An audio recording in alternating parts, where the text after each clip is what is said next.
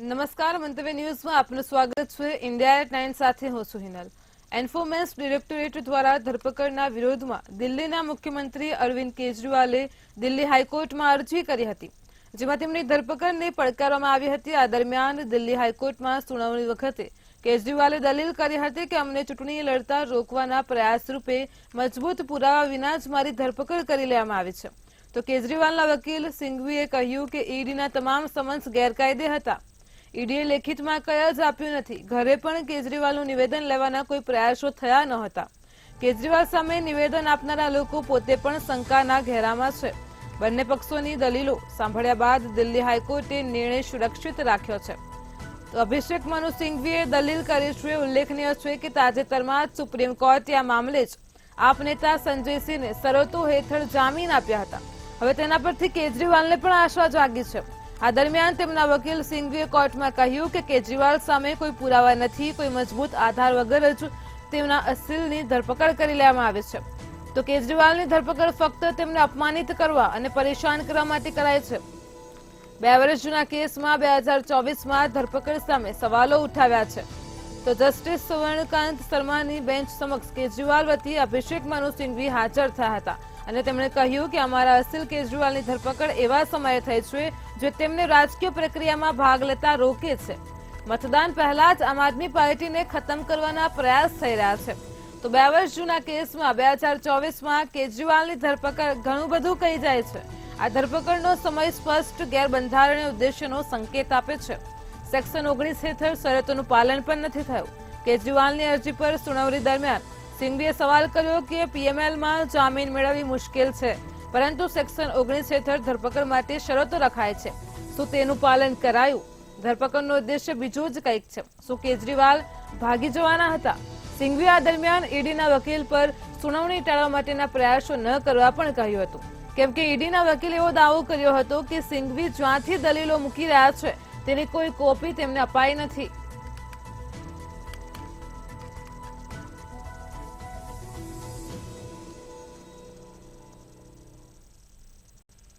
ઉમેદવારી નોંધાવતા પહેલા રાહુલ ગાંધીએ વાયનાડમાં રોડ શો કર્યો હતો। આ દરમિયાન તેમની બહેન પ્રિયંકા ગાંધી પણ તેમની સાથે હતી। આ રોડ શોમાં લગભગ હજારો લોકોએ ભાગ લીધો હતો। આ દરમિયાન તેમનું ઉષ્માભર્યું સ્વાગત કરવામાં આવ્યું હતું। રોડ શોમાં લગભગ હજારો લોકોએ ભાગ લીધો હતો। આપને જણાવી દઈએ કે 2019ની લોકસભા ચૂંટણીમાં રાહુલ ગાંધી વાયનાડથી 4 લાખથી વધુ મતોના જંગી અંતરથી જીત્યા હતા। ત્યારે રેલીમાં રાહુલ ગાંધીએ માનવ પ્રાણી સંઘર્ષના મુદ્દે પણ પ્રતિક્રિયા આપી હતી। કોંગ્રેસ અધ્યક્ષ મલ્લિકાર્જુન ખડગે આજે ડોર ટુ ડોર ગેરંટી અભિયાન શરૂ કર્યું છે। તો રાહુલ ગાંધીએ પાર્ટીના અભિયાનની શરૂઆત વાયનાડમાં કરી હતી।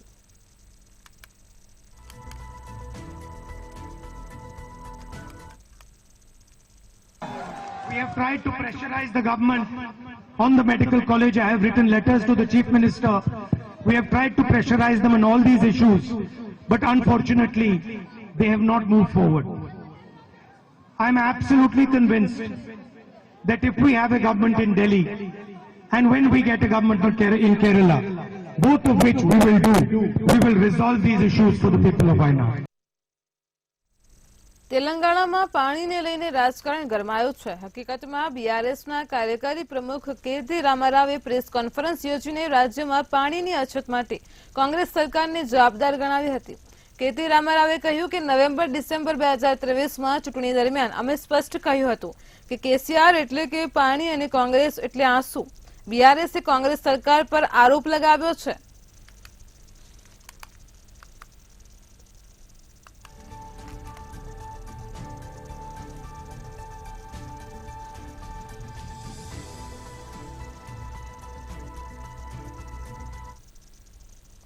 કંગના રનૌતે મંદિરથી બીજેપી મંડળના અધિકારીઓની બેઠકમાં કોંગ્રેસ પર આકરા પ્રહારો કર્યા હતા। પૂર્વ મુખ્યમંત્રી વીરભદ્રના પરિવાર પર પ્રહાર કરતા કંગનાએ કહ્યું કે મંદિરના લોકોના વોટ લઈને રાજનીતિ ચમકાવનારાઓ 1971થી લઈને અત્યાર સુધી અહીં પોતાનું ઘર કેમ નથી બનાવી શક્યા। તો જનતાએ પણ આ બાબતે જવાબ આપવો જોઈએ। તો કોંગ્રેસે કંગના રનૌતને બહારની વ્યક્તિ કહી હતી, તેનો વળતો પ્રહાર કરતા કંગનાએ કહ્યું, હું મારા જન્મસ્થળથી ચૂંટણી લડું છું। રાહુલ વાયનાડ કેમ ગયા?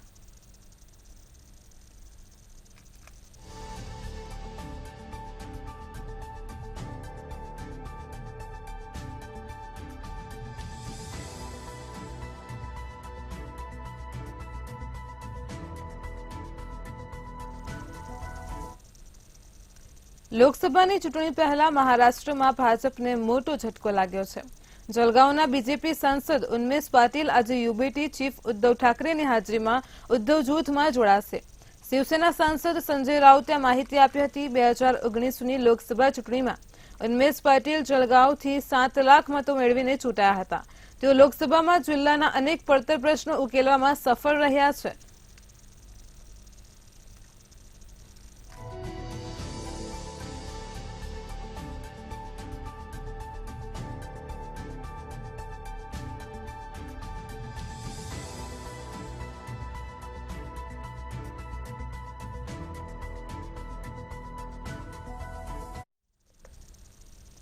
મુખ્તાર અંસારીને ભલે કબરમાં દફનાવવામાં આવ્યો હોય, પરંતુ લોકસભાની ચૂંટણીમાં તેમની મદદથી રાજકારણની નૈયા પાર કરનારા લોકો પણ ઓછા નથી. મુખ્તારના મૃત્યુ પછી મુખ્તારના મુહમ્મદાબાદ ગાઝીપુર સ્થિત ઘરે સામાન્ય લોકો તેમજ રાજકીય લોકો અવારનવાર આવે છે. રાજનીતિમાં હલચલ તો ત્યારે મચી ગઈ જ્યારે એઆઈએમના પાર્ટીના રાષ્ટ્રીય અધ્યક્ષ અસદુદ્દીન ઓવૈસી એક દિવસ પહેલા જ મુખ્તારના ઘરે પહોંચ્યા હતા. આવું પહેલીવાર બન્યું હશે જ્યારે દક્ષિણના કોઈ મોટા નેતા કોઈને શ્રદ્ધાંજલિ આપવા પૂર્વાંચલ પહોંચ્યા હોય. ત્યારે નિષ્ણાંતોનું માનવું છે કે મુખ્તારનો રાજકીય પ્રભાવ ગાઝીપુર સહિત નજીકની 4 થી 5 લોકસભા સીટો સુધી વિસ્તર્યો હતો. એક સમય હતો જ્યારે મુખ્તાર કોઈ પણ પક્ષ સાથે હતો, ત્યારે તેમની ઈચ્છા મુજબ આ લોકસભા સીટો પર ઉમેદવારો ઉભા કરવામાં આવતા હતા. આ જ કારણ છે કે ગત શુક્રવારથી અનેક રાજનેતાઓ તેમને શ્રદ્ધાંજલિ આપવા માટે મુખ્તારના ઘરે પહોંચી રહ્યા છે. આમાં એવા લોકો પણ સામેલ છે જેમણે એક સમયે મુખ્તારથી રાજકીય અંતર જાળવી રાખ્યું હતું.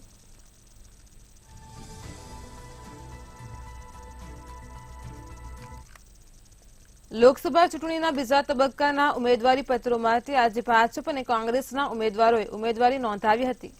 ભીલવાડાથી કોંગ્રેસના ઉમેદવાર સીપી જોશી, પાલીથી ભાજપના ઉમેદવાર પીપી ચૌધરી, બારમેરથી કોંગ્રેસના ઉમેદવાર ઉમેદરામ બેનીવાલ, ઝાલોર સિહોરી બેઠક પરથી ભાજપના ઉમેદવાર લુંબારામ ચૌધરી અને કોટાથી ભાજપના ઉમેદવાર ઓમ બિરલાએ રેલી અને સભા બાદ ઉમેદવારી નોંધાવી હતી અને વિરોધ પક્ષો સાથે જોડાયા હતા અને આગેવાનો પર ઉગ્ર પ્રહારો કર્યા હતા. પૂર્વ મુખ્યમંત્રી અશોક ગેહલોત કેન્દ્ર સરકાર પર નિશાન સાધતા કહ્યું કે કોંગ્રેસના ખાતા બંધ કરી દેવામાં આવ્યા છે. યુનોએ પણ આ અંગે વાંધો વ્યક્ત કર્યો છે. તો વિરોધ પક્ષના નેતા ટીકારામ જુલીએ ભાજપ પર પ્રહાર કરતા કહ્યું કે જો તેમની માતાએ તેમને સ્તનપાન કરાવ્યું હોય તો તેમણે બંધારણ બદલીને બતાવવું જોઈએ. ગરીબોને નબળા ન સમજો.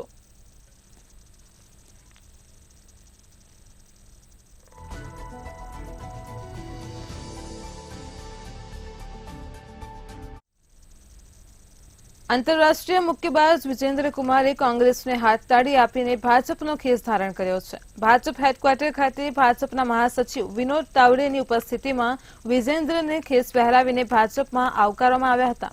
વિજેન્દ્ર કુમારને કોંગ્રેસે 3જી માર્ચે મથુરા બેઠક પરથી ટિકિટ આપવામાં આવી હતી. જોકે હવે તે કોંગ્રેસનો સાથ છોડી ભાજપમાં જોડાઈ ગયો છે. મુક્કેબાજીમાં વિજેન્દ્રને પદ્મશ્રી અને અર્જુન એવોર્ડ પણ મળેલો છે. ભાજપ મહાસચિવ તાવડેએ કહ્યું હતું કે વિજેન્દ્રસિંહ વિકસિત ભારતનો સંકલ્પ પૂરો કરવા માટે ભાજપમાં જોડાયો છે. તેમના આવવાથી પાર્ટી વધુ મજબૂત થશે અને લક્ષ્ય તરફ આગળ વધશે. જ્યારે વિજેન્દ્રએ કહ્યું કે મારી ઘર વાપસી થઈ છે, ખૂબ સારું લાગી રહ્યું છે. દેશ વિદેશમાં ખેલાડીઓનું સન્માન વધ્યું છે અને જ્યારથી ભાજપ સરકાર આવી છે ત્યારથી ખેલાડીઓને ફાયદો થયો છે. હું પહેલા વાળો જ વિજેન્દ્ર છું. ખોટાને ખોટો કહીશ અને સાચાને સાચો કહીશ.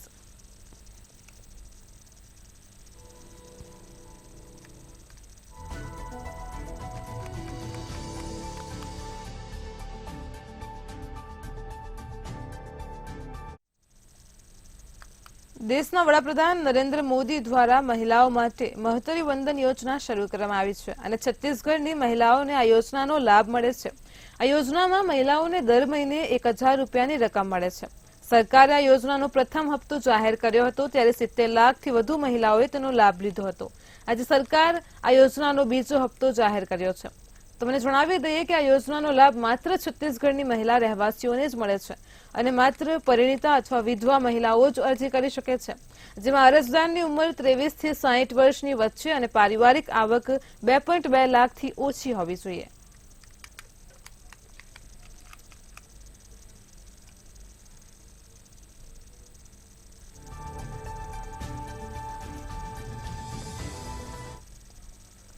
કેજરીવાલની ધરપકડ પર યુએસયુએનના નિવેદન પર વિદેશ મંત્રી એસ જયશંકરે કહ્યું કે દેશોએ અન્યની આંતરિક બાબતો પર રાજકીય નિવેદનો આપવાનું ટાળવું જોઈએ અને જો કોઈ વિદેશી દેશ ભારતના આંતરિક રાજકારણ પર ટિપ્પણી કરે છે તો તેને યોગ્ય જવાબ આપવામાં આવશે.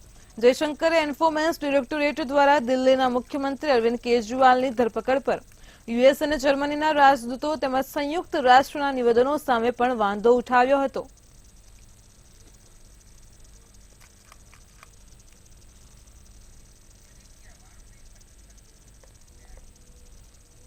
વિદેશ મંત્રી એસ જયશંકરે આજે અમદાવાદ અને રાજકોટની મુલાકાત દરમિયાન મોટી જાહેરાત કરી છે. રાતા સમુદ્રમાં સોમાલિયાના ચાંચિયાઓના હુમલા અને ડ્રોન એટેકથી ખતરામાં આવેલી શિપિંગ લાઇનના વિકલ્પે નવો વિકાસ માર્ગ બનાવવાની જાહેરાત કરી છે.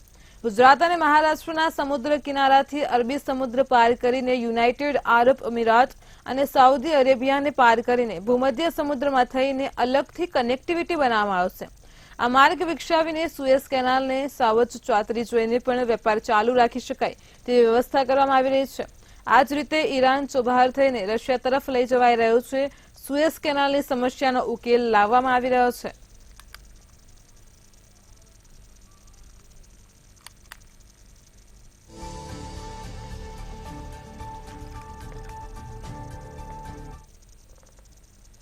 બિહારના પૂર્વ નાયબ મુખ્યમંત્રી અને પૂર્વ રાજ્યસભા સાંસદ સુશીલ કુમાર મોદી કેન્સર સામે ઝઝૂમી રહ્યા છે. ખુદ સુશીલ મોદીએ આ અંગે ટ્વીટ કરીને જાણકારી આપી છે. સુશીલ મોદીએ કહ્યું કે તેમણે પીએમ મોદીને કહ્યું છે કે તેઓ લોકસભા ચૂંટણીમાં કંઈ કરી શકશે નહીં. બીજેપી નેતા સુશીલ મોદીએ લખ્યું, હું છેલ્લા 6 મહિનાથી કેન્સર સામે ઝઝૂમી રહ્યો છું. હવે મને લાગ્યું છે કે લોકોને કહેવાનો સમય આવી ગયો છે. હું લોકસભા ચૂંટણીમાં કંઈ કરી શકીશ નહીં. મેં પીએમ મોદીને બધું કહી દીધું છે. દેશ, બિહાર અને પાર્ટી પ્રત્યે હું સદૈવ આભારી અને સમર્પિત રહીશ. સુશીલ મોદી લાંબા સમય સુધી બિહારના નાયબ મુખ્યમંત્રી રહી ચૂક્યા છે. બિહારના રાજકારણમાં તેમની એક અલગ જ ઓળખ છે. તેમણે બીમારીને લાંબા સમય સુધી છુપાવીને રાખી હતી. હવે તેમણે કહ્યું છે કે મને કેન્સર છે. સ્વાભાવિક છે કે આગામી લોકસભા ચૂંટણીને ધ્યાનમાં રાખીને બિહાર ભાજપ માટે આ મોટો ઝટકો છે. પાર્ટીમાં તેમની સક્રિયતા ખાસ રહી છે. બિહારના ડેપ્યુટી સીએમ હોવા ઉપરાંત સુશીલ કુમાર મોદી રાજ્યસભાના સાંસદ પણ રહી ચૂક્યા છે. તેમના 3 દાયકાના જાહેર જીવનમાં તેઓ રાજ્યસભા, લોકસભા, વિધાન પરિષદ અને વિધાનસભા સહિત 4 ગૃહોના સભ્ય પણ રહ્યા છે.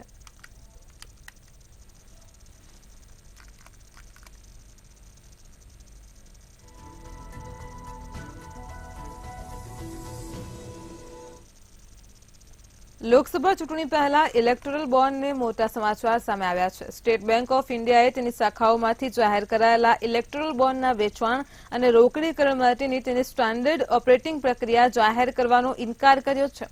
એસબીઆઈએ આરટીઆઈના જવાબમાં માહિતી આપવાનો ઇનકાર કર્યો હતો, જેમાં વાણિજ્ય ગોપનીયતા હેઠળ આપવામાં આવેલી છૂટનો ઉલ્લેખ કર્યો હતો. આરટીઆઈ એક્ટ હેઠળ દાખલ કરવામાં આવેલી અરજીમાં અંજલિ ભારદ્વાજે ચૂંટણી બોન્ડના વેચાણ અને તેના રોકડીકરણ માટેના એસઓપીની વિગતો માંગી હતી. એસબીઆઈના સેન્ટ્રલ પબ્લિક ઇન્ફોર્મેશન ઓફિસર અને ડેપ્યુટી જનરલ મેનેજર એમ કન્ના બાબુએ 30 માર્ચે પોતાના જવાબમાં જણાવ્યું હતું કે અધિકૃત શાખાઓને સમયાંતરે જારી કરાયેલ ઇલેક્ટોરલ બોન્ડ સ્કીમ 2018ની સ્ટાન્ડર્ડ ઓપરેટિંગ પ્રોસિજર આંતરિક માર્ગદર્શિકા છે.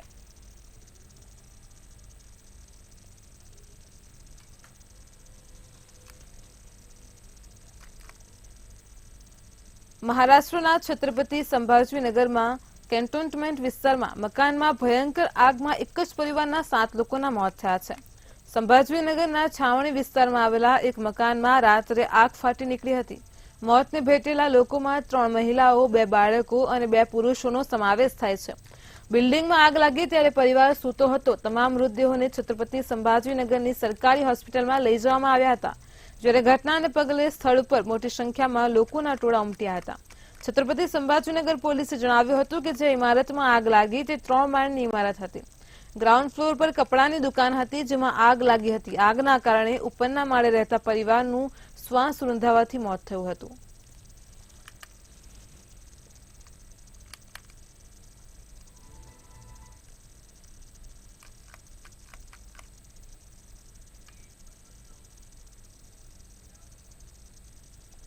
હવામાન વિભાગે ગરમી અને હીટવેવને લઈને આગાહી કરી છે. એપ્રિલ મહિનામાં ગુજરાત સહિત અનેક રાજ્યોમાં ગરમીનો પ્રકોપ વધી શકે છે. ભારતના મોસમ વિજ્ઞાન વિભાગે એપ્રિલથી જૂન દરમિયાન ભીષણ ગરમી અને હીટવેવના દિવસોમાં વધારો થવાની ચેતવણી આપી છે. તેમજ આ વર્ષનો ઉનાળો આકરો રહેવાની શક્યતા છે. તો અતિ ગરમીના લીધે હવામાનમાં નાટ્યાત્મક પલટો આવવાથી પણ ક્યાંક વરસાદ પણ પડી શકે છે. આ સાથે જ હવામાન વિભાગ દ્વારા 2024નું તાપમાન અને વરસાદ અંગેનો માસિક આઉટલુક પણ બહાર પાડવામાં આવ્યો છે. આઈએમડીએ આગાહી કરતા કહ્યું હતું કે 3 થી 6 એપ્રિલ દરમિયાન પૂર્વના ભાગોમાં ગરમીની લહેર જોવા મળશે. તેમજ એપ્રિલ દરમિયાન તાપમાન સામાન્ય કરતા ઉપર રહેવાની શક્યતા છે. આ ઉપરાંત પૂર્વ અને ઉત્તર પૂર્વના અને ઉત્તર પશ્ચિમના કેટલાક વિસ્તારોમાં તાપમાન સામાન્યથી થોડું નીચું પણ જોવા મળશે, જ્યારે દેશના મોટા ભાગમાં ન્યૂનતમ તાપમાન સામાન્ય કરતા વધુ રહેશે. આ સિવાય કહ્યું કે 4 થી 6 એપ્રિલ દરમિયાન ઝારખંડ, રાયલસીમા અને કોસ્ટલ આંધ્રપ્રદેશમાં અલગ અલગ સ્થળોએ હીટવેવની સ્થિતિ જોવા મળશે. તેમજ ગુજરાત સહિત મહારાષ્ટ્ર, ઉત્તર કર્ણાટક, ઓડિશા અને આંધ્રપ્રદેશમાં એપ્રિલમાં ગરમી વધવાની શક્યતા છે.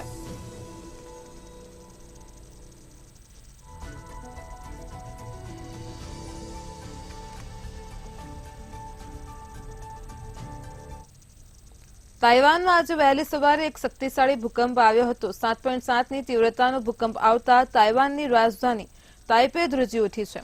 તો આ અંગે તાઇવાન સેન્ટ્રલ વેધર એડમિનિસ્ટ્રેશને જાણકારી આપી છે. ભૂકંપના આંચકા એટલા જોરદાર હતા કે અનેક ભાગોમાં વીજળી ગુલ થઈ ગઈ હતી. આ સાથે દેશભરમાં ટ્રેન સેવાઓ પણ રદ કરી દેવાઈ છે.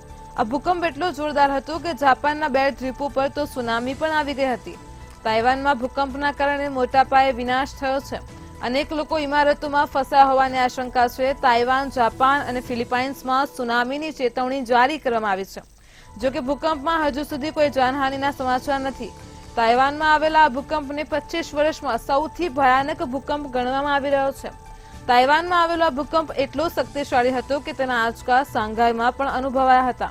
ચીનના ફુઝોઈ, ઝિયામેન, ઝુઆનઝો અને નિંગડેમાં પણ ભૂકંપના આંચકા અનુભવાયા હતા. ફિલિપાઇન્સે સુનામીની સંભાવનાને ધ્યાનમાં રાખીને ચેતવણી જાહેર કરી છે. ફિલિપાઇન્સ સિસ્મોલોજી એજન્સીએ અનેક પ્રાંતોના દરિયાકાંઠાના વિસ્તારો માટે સુનામી એલર્ટ જાહેર કર્યું છે અને અહીં રહેતા લોકોને ઊંચા વિસ્તારોમાં ખસી જવા જણાવ્યું છે.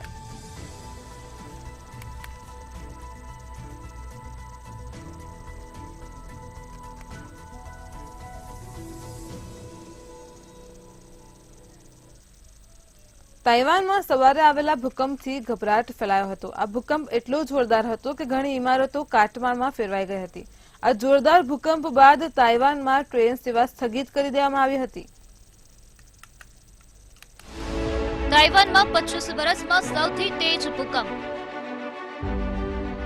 7.2ની તીવ્રતાના ભૂકંપથી ધરા ધ્રુજી. ભૂકંપના કારણે ગગનચુંબી ઇમારતો નમી. ચીનમાં પણ આંચકા. જાપાનના 2 ટાપુઓમાં સુનામી. ભૂકંપ બાદ તાઇવાનમાં ટ્રેન સેવા સ્થગિત. આજનો દિવસ ફરી એકવાર તાઇવાન માટે ઇતિહાસમાં નોંધાયો છે. બરાબર 25 વર્ષ પહેલા દેશમાં જબરદસ્ત ભૂકંપ આવ્યો હતો, જેના કારણે દેશને મોટા પાયે નુકસાન થયું હતું. બુધવારે સવારે તાઇવાનમાં મોટો ભૂકંપ આવ્યો. આ ભૂકંપની તીવ્રતા રિક્ટર સ્કેલ પર 7.4 માપવામાં આવી છે. ભૂકંપ આવ્યાની લગભગ 15 મિનિટ પછી યોનાગુની ટાપુના કિનારે 30 સેન્ટીમીટરની સુનામીની લહેર જોવા મળી હતી.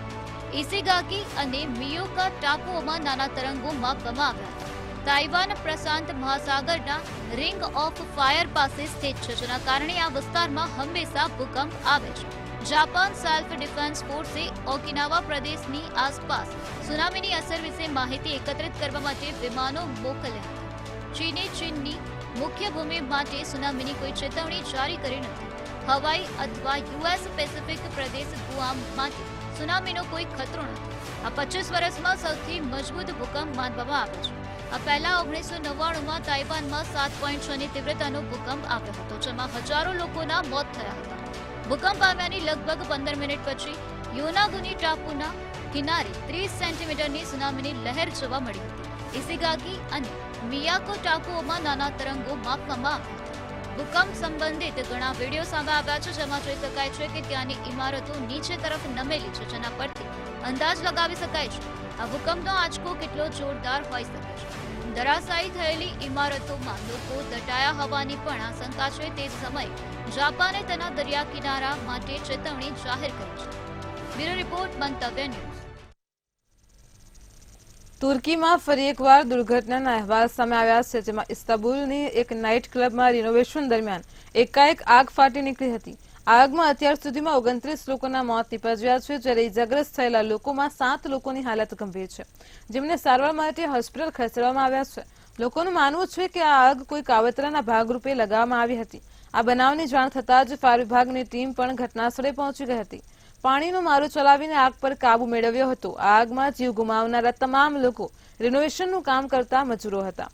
ઇસ્તાંબુલ સ્થિત નાઇટ ક્લબ રિનોવેશન માટે બંધ કરવામાં આવ્યો હતો, તો બેસિકટાસ જિલ્લામાં 16 માળની રહેણાંક ઇમારતના ગ્રાઉન્ડ ફ્લોર પર નાઇટ ક્લબ હતી। સ્થાનિક અધિકારીઓએ જણાવ્યું છે કે આ મામલે ન્યાયિક તપાસ શરૂ કરવામાં આવી છે। આ તપાસમાં 3 સરકારી અધિકારીઓની નિમણૂક કરવામાં આવી છે। ઘટના સ્થળે તપાસ ચાલી રહી છે અને પુરાવા એકત્ર કરવામાં આવી રહ્યા છે। આગનું કારણ જાણવા માટે 3 નિષ્ણાંતોની ટીમ સતત કામ કરી રહી છે। કહેવામાં આવી રહ્યું છે કે આ કેસમાં અત્યાર સુધીમાં 5 લોકોની ધરપકડ કરવામાં આવી છે।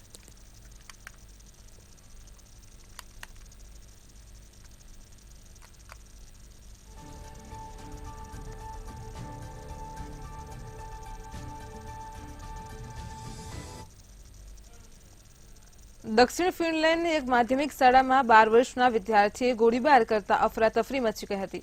આ ગોળીબારમાં એક વિદ્યાર્થીનું મોત નીપજ્યું છે, જ્યારે 2 વિદ્યાર્થી ઘાયલ થયા છે, જેમને લોહીલુહાણ હાલતમાં સારવાર માટે હોસ્પિટલ ખસેડવામાં આવ્યા છે। તો બીજી તરફ આ બનાવની જાણ થતાં જ પોલીસની ટીમ પણ ઘટનાસ્થળે પહોંચીને આગળની તપાસ હાથ ધરી હતી। આ મામલાની માહિતી આપતા પોલીસે કહ્યું હતું કે શંકાસ્પદની ધરપકડ કરવામાં આવી છે। રાજધાની હેલ્સિંકીની બહાર આવેલા વંતા શહેરમાં લગભગ 800 વિદ્યાર્થીઓ સાથેની એક માધ્યમિક શાળામાં ગોળીબાર થયો હતો। માહિતી મળતા જ પોલીસ ઘટના સ્થળે પહોંચી અને સ્કૂલને ઘેરી લીધી હતી।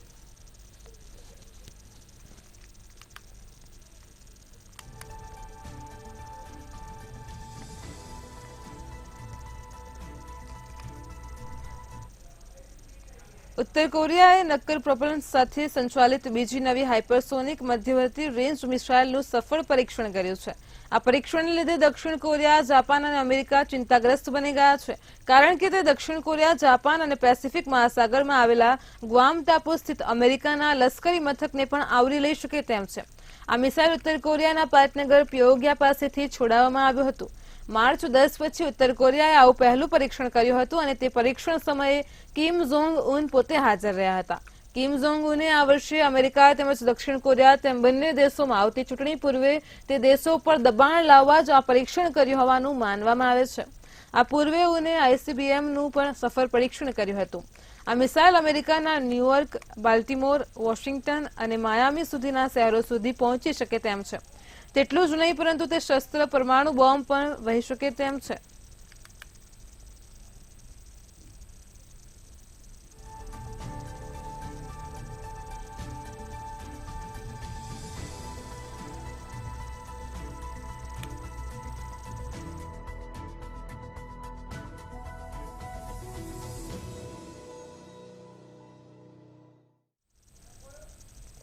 ભાજપ મિશન સાઉથ માટે તૈયાર છે। સમાચાર સામે આવી રહ્યા છે। આગામી ચૂંટણીને લઈને ભાજપ મિશન સાઉથ માટે તૈયાર છે।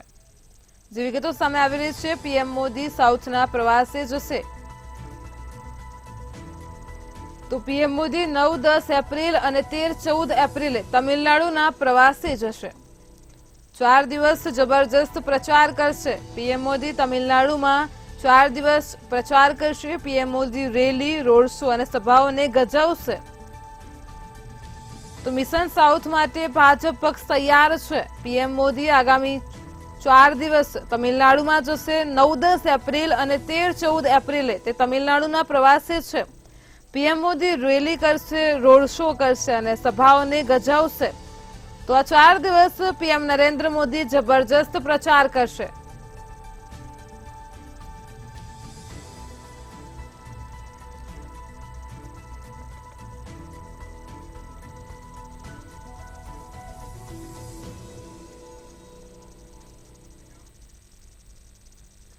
ભાજપના મિશન સાઉથને લઈને સમાચાર સામે આવી રહ્યા છે। જે બ્રેકિંગ ન્યૂઝ સામે આવ્યા છે. આગામી ચૂંટણીનો માહોલ છે.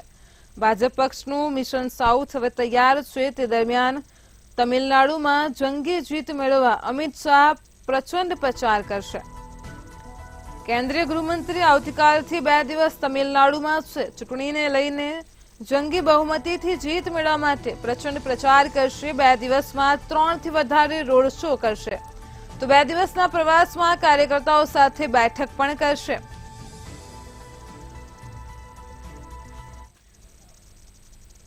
ઇન્ડિયા એટ 9 માં હાલ આટલું જ. વધુ સમાચાર માટે જોતા રહો મંતવ્ય ન્યૂઝ. નમસ્કાર.